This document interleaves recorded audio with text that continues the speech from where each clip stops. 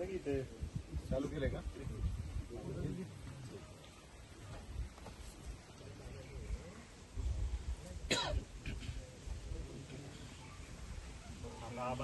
आवाज रेकॉर्डिंग येईल पण ते आम्ही सर्व वरिष्ठांनी एक निर्णय असा घेतलेला आहे याच्यात की उत्तर महाराष्ट्रातली काही ज्या अखिल भारतीय बैलगाडा संघटनेचे जे कमिटी आहेत ते लोकांची लवकरच बैठक घेऊन त्यांच्या वरिष्ठ लोकांशी चर्चा करून त्यांना त्यांच्या अडचणी जाणून घेऊन आपल्या काही लोकांच्या त्यांच्याबद्दलच्या काही तक्रारी असतील त्याबद्दल त्यांना सांगून सर्व खेळ कसा सुरळीत होईल याबद्दल चर्चा करण्यासाठी आम्ही एक हप्तेभरामध्ये त्या लोकांची चर्चा करायला जाणार आहे आणि त्यांच्याशी बोलून हा विषय महाराष्ट्रभर कसा सुरळीत चालेल याच्याबद्दल त्यांच्याबरोबर चर्चा करून त्यांना बी आम्ही हे करणार आहे सामील करून त्यांच्या चर्चेने त्यांना ते प्रबोधन करून आम्ही त्यांना ते सांगू जेणेकरून पुढं वादिवाद होणार नाहीत अशा पद्धतीने त्यांना सर्व गोष्टी सांगून त्यांच्या भागातील बैलगाडी मालकांच्या मीटिंग घेऊन त्यांना सांगण्यास त्यांना मीटिंग घेऊन सांगायला सांगणार. सोशल मीडियावरती कुणी प्रतिक्रिया देऊ नका, वाद वाढू नका. सोशल मीडियामुळं बैलगाडी क्षेत्रामध्ये जी भांडणं झाली ती फक्त सोशल मीडियामुळं झालेली आहे. कालचे परवाच्या कमेंट आमकं ह्या सगळ्या गोष्ट ह्या टाळणं गरजेचं आहे. मर्यादित वापरा. कमेंट केलं तर सौम्य भाषेत चांगल्या कमेंट करा. कुणाला आवडच्या भाषेत कुणी कमेंट केल्या नाही पाहिजेत, त्याच्यामुळे वाद वाढतात. गेल्या 8-10 दिवसात आपण ह्या सगळ्या गोष्टींचा अनुभव घेतलेला आहे आणि संघटना म्हणून या संघटनेच्या वरिष्ठ पदाधिकाऱ्यांना याचा फार त्रास होतो. याची एक सगळ्यांनी जाणीव घ्या.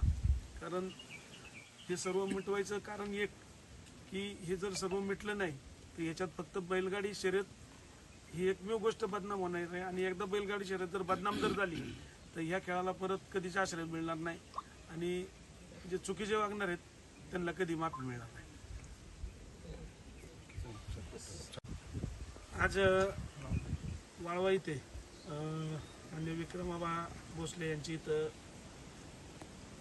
त्यांच्या आखाडी यात्रेच्या निमित्ताने त्यांनी आम्हाला सर्वांना आमंत्रण दिलं होतं. यामध्ये संघटनेचे अखिल भारतीय बैलगाडी संघटनेचे प्रमुख जे पदाधिकारी आहेत त्यांना त्यांनी निमंत्रित केलं होतं. त्या निमित्ताने इथं संवाद आम्ही साधला.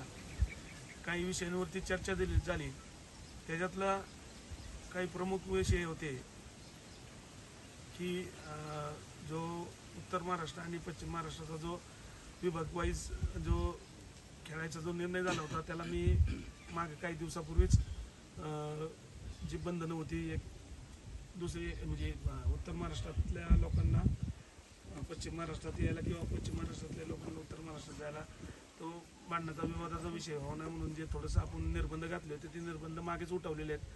परंतु आता याच्यामध्ये काही गोष्टी थोड्याशा अशा व्हायला लागल्या की आयोजक जे आहेत तर आयोजकांकडनं पश्चिम महाराष्ट्र मैदानं पडत असताना थोड्याशा अडचणी यायला लागलेल्या आहेत. याच्यामध्ये पश्चिम महाराष्ट्रामध्ये नगर जिल्ह्याचा समावेश असायला पाहिजे होता, तो नजर चुकीने राहिलेला आहे. पहिल्यापासूनच राहिला.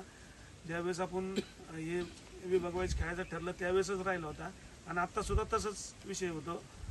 तर अहिल्यानगर हा विषय पश्चिम महाराष्ट्रातच पहिल्यापासून येत होता आणि तो असा समावेश असावा जो पश्चिम महाराष्ट्र मर्यादित जी मैदानं यात्रा कमिट्या पुकारतील त्याच्यामध्ये अहिल्यानगरचा समावेश कायम असला पाहिजे इतर जिल्ह्यांबरोबर. दुसरी गोष्ट अशी की हे सर्व निर्बंध उठवत असताना आता याच्यामध्ये आपण अशी एक रेष आखतोय की 1 लाख रुपयाच्या पुढची जी मैदानं असतील ते 1 लाख रुपयाच्या पुढच्या मैदानामध्ये महाराष्ट्रातील कुठलाही बैल कुठेही जाऊन पळू शकतो. जेणेकरून ते मोठं मैदान आपण ग्राह्य धरू. त्या मोठ्या मैदानामध्ये सर्व बैलांना पळायचा अधिकार मिळतो. अशा मैदानामध्ये कुठलेही बैल येऊन पळू शकतात. त्याच्या आतली जी यात्रा कमिट्या त्याच्यापेक्षा कमी पैशाची जी मैदानं भरवतील छोटे मैदान असतात तर त्या छोट्या मैदानामध्ये पश्चिम महाराष्ट्र मर्यादित किंवा उत्तर महाराष्ट्र मर्यादित हा नियम संयोजकाकडनं लागू केला जाऊ शकतो. पण जो संयोजक 1 लाख रुपयापेक्षा जास्त बक्षीस ठेवील त्या बक्षिसाच्या पात्र असलेले ती जी मैदानं असतील त्यांनी त्या कुठलाही बैल आला तर तो पळून देण्यास परवानगी दिली पाहिजे असं संघटनेतर्फे घेतलेल्या निर्णयामध्ये आम्ही परत आता सगळ्यांनी चर्चा केली. मागेच आपण विभाग वाईज खेळायचा निर्णय कॅन्सल केलेला आहे, परंतु आयोजकांकडे काही गोष्टीच्या व्यवस्थित माहिती न पडल्यामुळे जरा गोंधळ उडतोय. तर त्या गोंधळामध्ये 2 विषय आजच्या बैठकीतून आम्ही क्लिअर करून घेतले की अहिल्यानगरचा विषय पश्चिम महाराष्ट्रामध्येच तो धरला जाईल, अहिल्यानगर हा जिल्हा. तर त्या पद्धतीने अहिल्यानगरला कुठल्या पश्चिम महाराष्ट्र मर्यादित मैदानात रोखलं नाही जायला गेलं पाहिजे. आणि दुसरी गोष्ट अशी की ओपन मैदान म्हणजे कुठलाही बैल अख्ख्या महाराष्ट्रातले बैल तिथं पळू शकतात. असे 1 लाख रुपयाच्या पुढचं कुठलंही मैदान असेल तर तिथं महाराष्ट्रातला कुठलाही बैल कोणाबरोबर पायरा करून पळू शकतो आणि त्याची नोंद होऊ शकते आणि ती आयोजकांनी नोंद करून घेतली पाहिजे. तर याची सर्व गाडी मालकांनी नोंद घ्या. हा निर्णय आत्ता जी मैदानं पुकारलेली आहेत साधारण माझ्या अंदाजाने ह्या 20 तारखेच्या पुढे हा निर्णय लागू करायला लागणार आहे. कारण काही मैदानं ऑलरेडी पश्चिम महाराष्ट्र मर्यादित पुकारलेली आहेत. तर 20 तारखेच्या आज किती तारीख आहे? ओपन करून 4 ते 10-12 तारखेला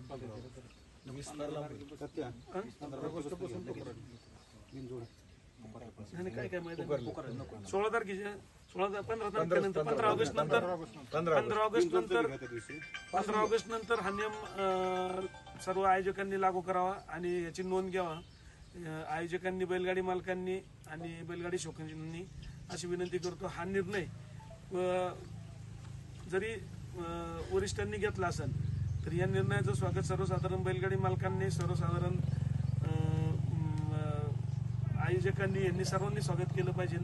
कारण हा आपला जो महाराष्ट्र आहे याच्यामध्ये आपण कोणावरती कुठलाही मजाव करू शकत नाही कुठं पळण्यास. आणि याच्यातनं आपल्यातल्या विभागणी होऊ नये एवढीच इच्छा आहे. अशा संघटनेचं पहिल्यापासून धोरण राहिलेलं आहे. तर त्याबद्दल कुणी याबद्दल वादिवाद किंवा अटकाव करू नये. तर या नियमाची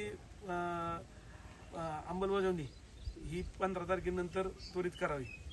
आणि आज ह्या बैठकीच्या निमित्ताने सर्वांनी मला एक विनंती केली की माझा आनंदाप्पाचा आणि दत्ता गायकवाड आमचा जो राजीनामा आम्ही दिला होता त्या राजीनाम्याबद्दल पुनर्विचार करण्यासाठी या लोकांनी सगळ्यांनी विनंती केली. तर त्या पद्धतीत मी त्यांना एक सांगितलं की मला अजून काही ठराविक लोकांशी बोलायचे. आपण सर्व वरिष्ठ मंडळी इथं आहात, त्यांच्याबरोबर माझे काय अडचणी होते त्यांच्याबरोबर मी चर्चा केलेल्या आहेत. संघटना कशी चालवली जाईल, काय चालवली जाईल ह्याच्यावरती आपण विचार विनिमय झालेला आहे याच्यामध्ये. आणि हा संघटना चालवायचा जी पद्धती आहेत या अस्तित्वात आल्या पाहिजे लवकरात लवकर. बैलगाडी मालकांनी त्याला सहकार्य केलं पाहिजे तरच ही संघटना टिकल. अन्यथा ही संघटनेला वेगळं वळण लागत चाललेलं आहे. गेल्या 2 महिन्यामध्ये ही संघटनेच्या विषयामध्ये इतक्या अडचणी आल्यात आणि इतके वाद झालेले आहेत की गेल्या 12 वर्षामध्ये आम्ही बंदीच्या विरोधात लढला असेल त्यावेळेस ज्या अडचणी आल्या नाही किंवा जो त्रास झाला नाही तो अलीकडच्या काळात झालेला आहे. तर मी सर्वांना एक विनंती करतो की संघटना जी निर्णय घेते या बैलगाडीच्या चांगल्या भवितव्यासाठी घेत आहे. तर सर्वांनी त्याची अंमलबजावणी करावी आणि सर्वांनी मोठ्या मनाने ते मान्य करून सगळ्यांनी ती अंमलबजावणी अस्तित्वात आणायचा प्रयत्न करावा. धन्यवाद.